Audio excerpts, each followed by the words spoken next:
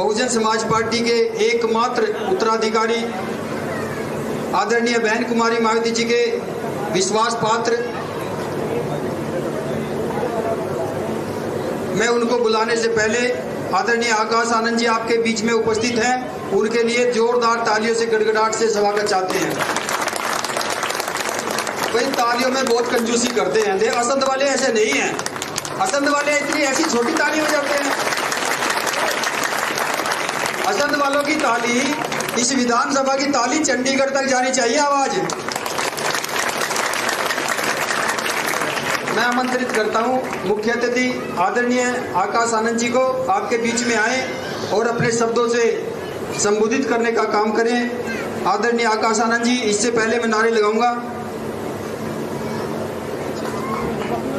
Bahujan Samaj party जिंदाबाद, Bahujan Samaj party जिंदाबाद, इनेलो बसपा गठबंधन जिंदाबाद, इनेलो बसपा गठबंधन जिंदाबाद, बहन कुमारी मायावती जी जिंदाबाद, बहन कुमारी मायावती जी जिंदाबाद, श्री ओम प्रकाश चौटाला जी जिंदाबाद, श्री ओम प्रकाश चौटाला जी जिंदाबाद, श्री अभय सिंह चौटाला जी जिंदाबाद, श्री अभय सिंह चौटाला जी जिंदाबाद, बहन कुमारी मायावती जी जिंदाबाद, बहन कुमारी मायावती जी जिंदाबाद, श्री आकाश आनंद जी जिंदाबाद, श्री आकाश आनंद जी जिंदाबाद, श्री आकाश आनंद जी संघर्ष करो, आकाश आनंद जी संघर्ष करो, श्री आकाश आनंद जी संघर्ष करो।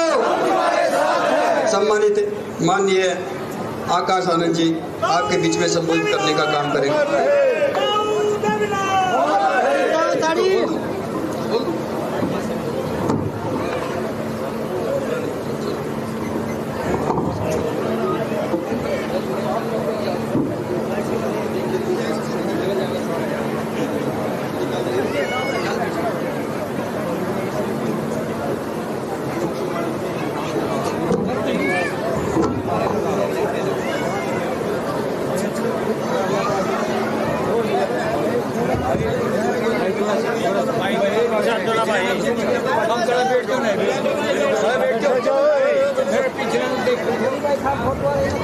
आप सब ने थोड़ा सा नीचे बैठे।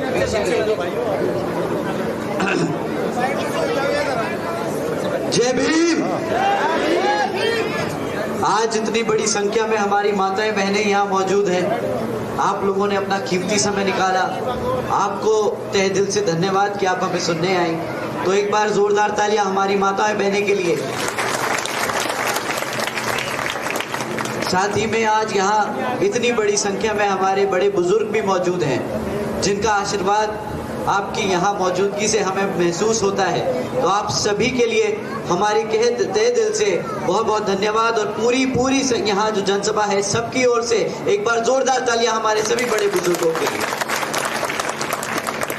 और अंत में हमारे सभी युवा साथी, आज सबकी शक्लों पे मुस्कुराहट जो देखने को मिल रही है, आप सभी को देख के, आप सभी से मिलके मुझे बहुत अच्छा लगा। आप सभी के लिए मैं एक बार दिल की गहराइयों से धन्यवाद करता हूं कि आप लोगों ने अपना समय निकाला। बहुत बहुत शुक्रिया। मैं आप लोगों के बीच में कुछ चंद बातें रखना चाहूँगा। साथियों, सबसे पहले मैं अपने सभी महापुरुषों, संतों, गुरुओं, जिसमें महात्मा ज्योतिबा फूले, छत्रपति शाहू जी महाराज, नारायण गुरु, पेरियार रामा स्वामी जी, बाबा साहब डॉक्टर भीमराव अंबेडकर जी एवं मान्यवर साहब श्री काशीराम जी को नमन करता हूँ। साथ ही में साथियों, बहुजन समाज पार्टी की राष्ट्रीय अध्यक्ष, बहन जी के नाम से लोकप्रिय आदरणीय बहन कुमारी मायावती जी का भी मैं तहे दिल से आभार प्रकट करता हूँ। साथियों, जैसा कि आप सब जानते हैं कि अभी कुछ ही दिनों में यहाँ पर विधानसभा आम चुनाव के वोटिंग होने वाली है और बसपा इनेलो गठबंधन की ओर से हमने श्री अभय सिंह चौटाला जी को मुख्यमंत्री की ओर से मुख्यमंत्री का दावेदार उम्मीदवार उतारा है। आप सभी की तरफ से, उन सब की तरफ से, हम पार्टी की सब की तरफ से मैं आप लोगों से अपील करता हूं कि इस 5 तारीख को आप लोग जब वोटिंग करने जाएं तो आप यहां पर इनेलो बसपा गठबंधन को, जो यहाँ पर हमारे प्रत्याशी श्री गोपाल राणा जी, नरेंद्र सिंह राणा जी के बेटे, लड़ रहे हैं, आप उनको भारी मतों से जिताकर विधानसभा भेजने का काम करें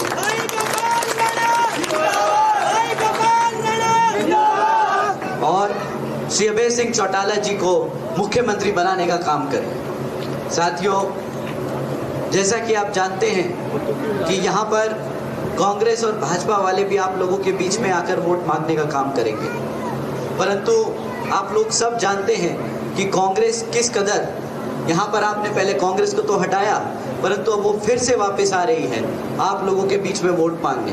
परंतु कांग्रेस वालों का असली चेहरा अभी कुछ दिनों में सामने आया है। अभी आप लोगों ने सबने सुना होगा किस तरह हमारी आदरणीय कुमारी शैलजा जी, जो दलित नेता हैं, हरियाणा की बेटी हैं, बहुत बड़ी दलित नेता हैं कांग्रेस में, उनके लिए कितने आप शब्द इस्तेमाल किए गए कांग्रेस के हुड्डा के कुछ समर्थकों की ओर से। साथियों, मैं आप लोगों को ये बात इसलिए बता रहा हूँ क्योंकि आप सब जानते हैं कि दलित होने के नाते, एक एससी समाज से आने के नाते आप कांग्रेस पार्टी के लिए दिन रात एक कर सकते हैं, आप अपनी पूरी जिंदगी समर्पित कर सकते हैं जैसे कुमारी शैलजा जी ने किया, परंतु बदले में कांग्रेस पार्टी कभी भी वो आपको सम्मान नहीं दे सकती जो आपकी अपनी पार्टी बहुजन समाज पार्टी दे सकती है, जो आपकी अपनी पार्टी लोग यहाँ पर दे सकती है। साथियों, जो पार्टी अपने समाज को इज्जत नहीं दे सकती, आपको लगता है कि क्या कभी आपके हकों के लिए लड़ेगी? आप बताइए कि कभी आपके हकों के लिए लड़ेगी? नहीं लड़ेगी। साथियों, जो आपकी इज्जत नहीं कर सकते वो कभी आपके लिए संघर्ष नहीं करेंगे। साथियों, वो तो इतने बड़े धोखेबाज हैं। आप लोगों ने देखा होगा किस तरह लोकसभा में कांग्रेस के सभी नेता संविधान की किताब लेकर घूम रहे थे, गलियों में गलियारों में घूम रहे थे और बता रहे थे कि भाई आप हमें वोट दीजिए, हम आपके संविधान को बचाने का काम करेंगे, हम आपके आरक्षण को बचाने का काम करेंगे। परंतु अभी एक सुप्रीम कोर्ट जी का ऑनरेबल सुप्रीम कोर्ट का एक जजमेंट आया सब कास्ट कैटेगराइजेशन के ऊपर। साथियों, उस जजमेंट को पास होने से पहले ऑनरेबल सुप्रीम कोर्ट ने सब सरकार से, सब बड़ी पार्टियों से ओपिनियन लिया था कि भाई ये जो हम डिसीजन देने वाले हैं, क्या इसमें आपकी सहमति है कि नहीं है। उसमें भाजपा के लॉयर थे, उसमें कांग्रेस के लॉयर थे, आम आदमी पार्टी के लॉयर थे, सब जगह से वकीलें खड़े करे गए थे। और उन्होंने क्या जजमेंट पास किया? उन्होंने ये जजमेंट पास किया कि अब आने वाले समय में जो सत्ता में बैठी राज्य की सरकारें हैं वो अपनी मन मर्जी से SC ST समाज के लोगों को अपनी मन मर्जी से आरक्षण की सुविधा दे सकती है और छीन भी सकती है, ये कहकर कि भाई ये लोग, ये समाज, ये जाति पैसे से संपन्न है तो इनको अब आरक्षण की जरूरत है। साथियों, ये पहला कदम उठाया है भाजपा और कांग्रेस ने मिलकर हमारे समाज से हमारा आरक्षण छीनने के लिए। ये इन्होंने हरकत जो करी है, इससे क्या होगा? आगे जाके ये लोग हमारे समाज में फूट डालेंगे कि भाई एक जाति को हम आरक्षण देंगे, दूसरे से छीन लेंगे, आपस में लड़ाएंगे। ये फूट डालो राज करो नीति पे चल रहे हैं। साथियों, जो लोग आपके आरक्षण से खिलवाड़ करें, क्या वो कभी आपके हितैषी हो सकते हैं? आप बताइए, आपके हितैषी हो सकते हैं कि नहीं? तो साथियों, ऐसी कांग्रेस, ऐसी भाजपा को आप अपने क्षेत्र में घुसने देंगे? आप जानते हैं ना, पिछली बारी भी नरेंद्र सिंह राणा जी यहाँ से लड़े थे, उन्होंने आपका इतनी बड़ी, आपने उन्हें इतनी भरी वोटों से सेकंड नंबर पे लाके खड़ा किया था, परंतु वो मात्र 1200 वोटों से रह गए। पर इस बारी मुझे पता चला है कि असंध की जनता ने मन बना लिया है, यहाँ हल्के ने मन बना लिया है, हमारे पार्टनर इनेलो के सभी नेतागणों ने मन बना लिया है, इनेलो के सभी कार्यकर्ताओं ने मन बना लिया है कि यहाँ से नरेंद्र सिंह राणा जी के बेटे को आप इस बारी विधानसभा भेजने वाले हैं। साथियों, भाजपा के लोग भी आप लोगों के बीच में वोट मांगने आएंगे। वो पिछले 10 साल से सत्ता में बैठे हैं और इस बारी भी आपको आके इधर उधर की बातें करेंगे, कहेंगे कि आप हमसे राशन ले लो, सस्ते में गैस का सिलेंडर ले लो, परंतु आपको इन सब के बातों में नहीं आना। साथियों, आप उनसे उन पे पिछले 10 साल के काम पे सवाल कीजिएगा कि भाई पिछले 10 साल से जब आप सत्ता में, तो आपने हमारे बच्चों के लिए, हमारे घर बार के लिए क्या किया? यहाँ पर हमारी माताएं बहनें बैठी हैं, आप लोग बताइए कि आप लोगों के लिए क्या महंगाई बढ़ी? आप लोगों के लिए घर चलाना महंगा हुआ? पिछले 10 सालों में महंगा हुआ? अगर आपने जाना कि भाई ये भाजपा वाले 10 साल से सत्ता में है, इसीलिए हैं कि हमारे समाज के लिए, हमारी जनता के लिए काम करें। और अगर आपका राशन और ये सब महंगा होता आया है तो क्या आपको लगता है ये लोग काबिल हैं दोबारा सत्ता में आने के लिए? साथियों, ये आपको पता है क्या पल्लू बन देंगे कि आप हमसे मुफ्त में कुछ साल का राशन ले लीजिए, महीने का मुफ्त में गैस का सिलेंडर ले लीजिए, परंतु जब आपके बच्चों की पढ़ाई की बारी आएगी तो ये लोग क्या करेंगे? स्कूल बंद कर देंगे। आपके बच्चों को गुलाम रखने की पूरी तैयारी कर रखी है इन लोगों ने। हमारे हरियाणा में 5000 बच्चों के प्राइमरी स्कूल बंद करे इन्होंने, और जो बच्चे कुछ सेकेंडरी, सीनियर सेकेंडरी स्कूल हैं उसमें प्रिंसिपल्स और टीचर्स नहीं देते। ये हमारे बच्चों को पढ़ने लिखने नहीं देते। उसके बाद मुफ्त में राशन की स्कीमें सुनवाते हैं जब महंगाई की बात करते हैं। मैं आपसे पूछता हूँ, क्या आप चाहते हैं कि आपके बच्चे किसी के सामने हाथ फैलाए राशन के लिए? हमारे समाज के सभी जो यहाँ पे 36 की 36 बिरादरी हैं, सब बहुत स्वाभिमानी समाज, सभी बहुत स्वाभिमानी हैं। मेरे को पूरा भरोसा है कि आप लोग कभी भी किसी और के सामने हाथ नहीं फैलाएंगे अपना घर चलाने के लिए। आप लोग ये मानते हैं, आप लोग बहुत स्वाभिमानी, आप लोग चाहते हैं ना आपके बच्चे पढ़े लिख कर आगे बढ़े, अपने आप कमाएं। अगर आप लोग चाहते हैं कि वो अपने आप कमाएं तो आप इनसे सवाल कीजिएगा कि भाई मेरे बच्चों के लिए रोजगार कहाँ है?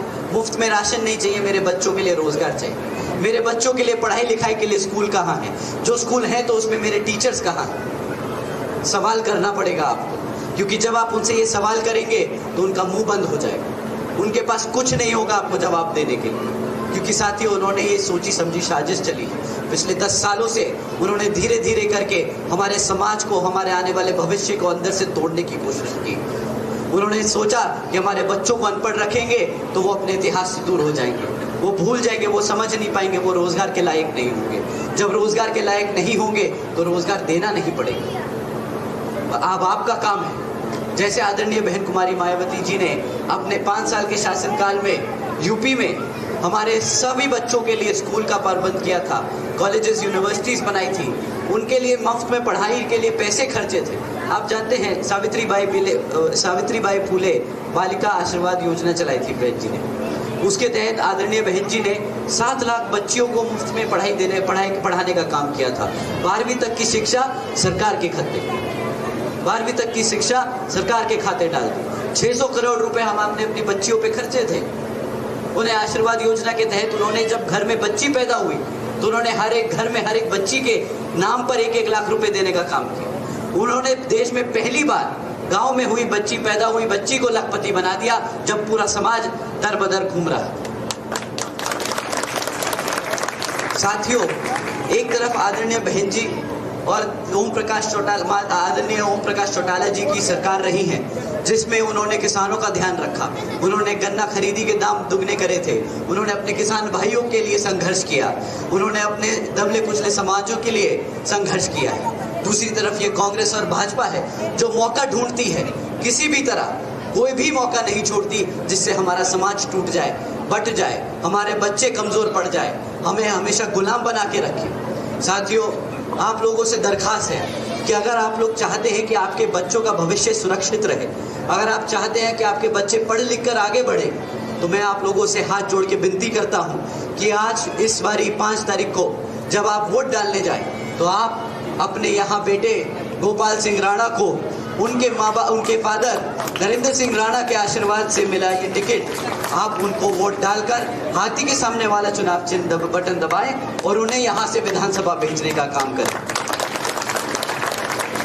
क्योंकि जिस तरीके से श्री नरेंद्र सिंह राणा जी ने पिछले 10 सालों से 12 सालों से यहाँ पे आप लोगों के बीच में रहकर संघर्ष किया है, आप लोगों के दुख सुख में साथ रहे हैं, उसी तरह मुझे पूरा भरोसा है कि उनके बेटे गोपाल सिंह राणा जी भी आपके साथ ही आपके दुख सुख में साथ रहेंगे। आपके बच्चों के लिए पढ़ाई लिखाई के लिए स्कूल का इंतजाम करेंगे, आपके गाँव में चिकित्सालय खुलवाने का काम करेंगे, हमारे बच्चों को पढ़ा लिखा कर रोजगार देने का काम करेंगे, उनको ये नशे की जो आदत यहाँ पे हरियाणा में फैल गई है उससे बचाने का काम करेंगे।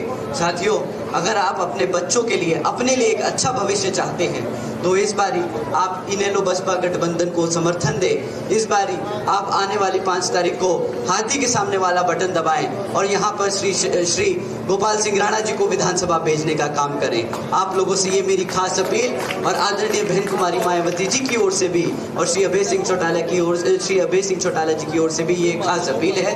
आप लोगों ने अपना कीमती समय दिया, आप लोगों ने इतने ध्यान से, इतने प्यार मोहब्बत से हमें यहाँ पे बुलाया और सुना।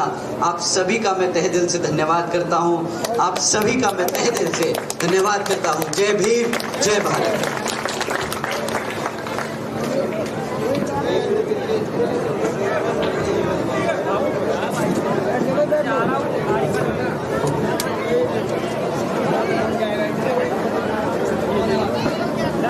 सम्मानित साथियों, अनुशासन में रहना। अभी मंदिर में मत्था टेकने जाएंगे। हाँ, हमने बता दिया, याद है हमारे मंदिर में हम बैठे हैं तो निश्चित तौर पे मंदिर में मत्था टेक के जाएंगे। और कैमरे वाले व्यवस्था बना के रखें।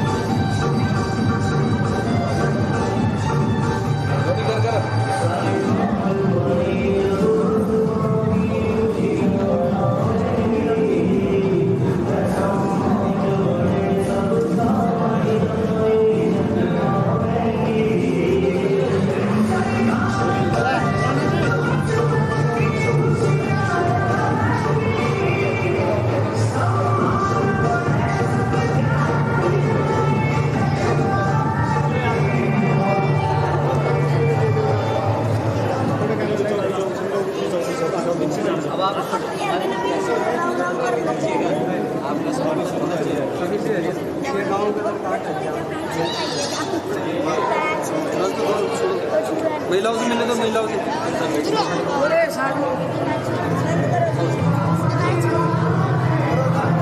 यहीं पे रहो, यहीं पे रहो, यहीं पे रहो, यहीं पे आपने इतने ध्यान से सुना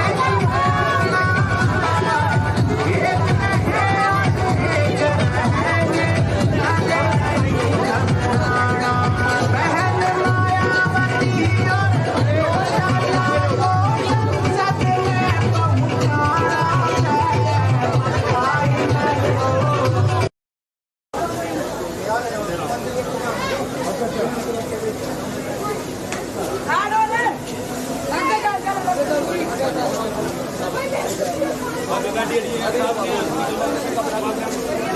हो अपने गली लेकर जाओ।